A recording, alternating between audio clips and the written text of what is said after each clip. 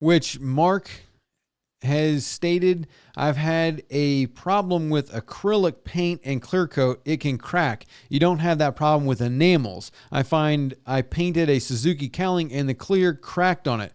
So if you use an acrylic based clear coat, it's going to crack. It's going to look terrible. And there are some marine branded clear coats that are acrylic. So make sure you don't use an acrylic. I'm not sure what exactly the right term would be to call it, but make sure it's not acrylic, because acrylic will crack and that's what's going to make it look bad. So the paint underneath is going to look good, but you'll have cracking all over the top of it because of the clear coat, and it'll probably cloud up and discolor as well because of the heat and the sun and stuff like that. Being an outboard sitting in the sun and being used, and it heats up. So that's the only thing. But if you've got a bigger outboard, I would say you're going to be closer to 4 to 5 cans. So if you are going to paint the entire lower unit with the drive shaft housing, your chaps, and the cowling itself on, like, say, a 300, you're going to need probably 4 or 5 cans of primer.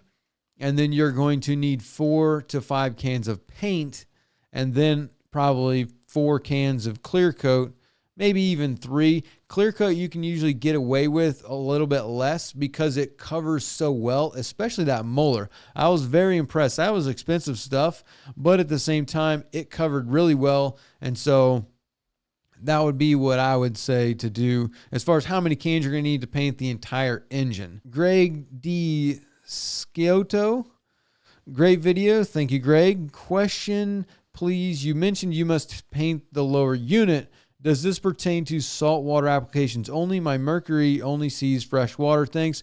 I would say yes, that it does pertain to pretty much anything, because you still have anodes and they still do a purpose because of the way you're using your engine. But if you don't really use your boat that much, you're not really going to see any problems with it in freshwater.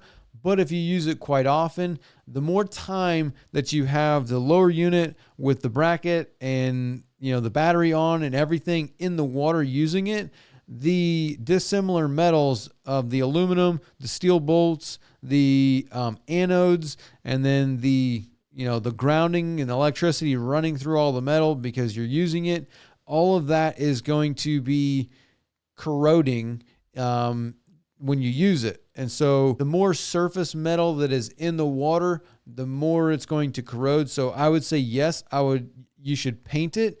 If you don't use it that much and you're always grounding it, you're probably never going to see a problem in freshwater.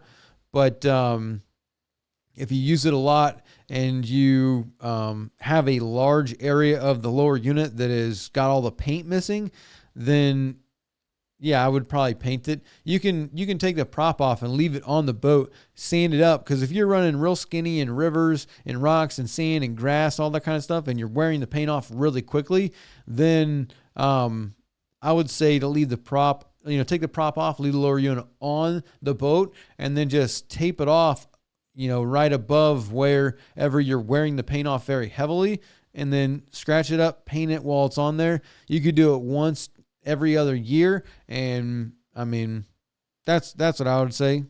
But then you've also got other options, like Daniel Davis says, put some bed liner on it. So there are people that will put like bottom paint or bed liner on the lower unit. It does create drag because bed liner and bottom paint is more like textured.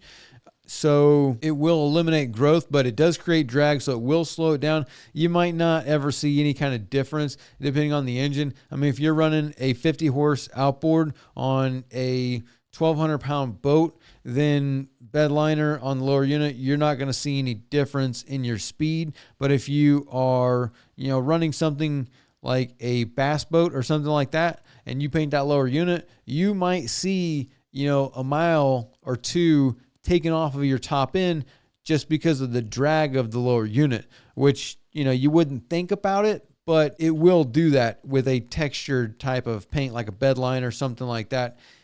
the texture creates drag in the lower unit. That's what, that's why you have different gear ratios as well, which we'll talk about that in a different video. But like, different lower units are smaller, skinnier, different shapes because it creates drag. That's one of the things that's in the water.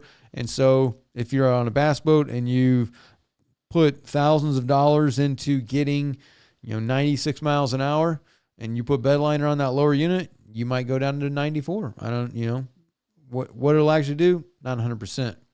Now, if you like this video, you can watch the full episode over here, or you can watch another clip over here.